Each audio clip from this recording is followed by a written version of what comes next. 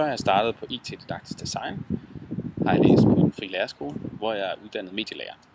Det er den eneste læreruddannelse i Danmark, hvor man kan uddanne sig til medielærer som en del af sin linjefag.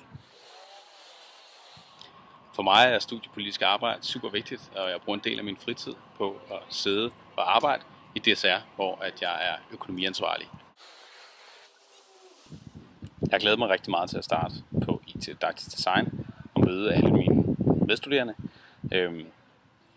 Jeg er Mac-nørd og bruger rigtig meget til min tid på at finde ud af, hvad jeg kan bruge min Mac til. Og udover det, så er jeg med i bestyrelsen på Rantzausminde, som er en medieefterskole.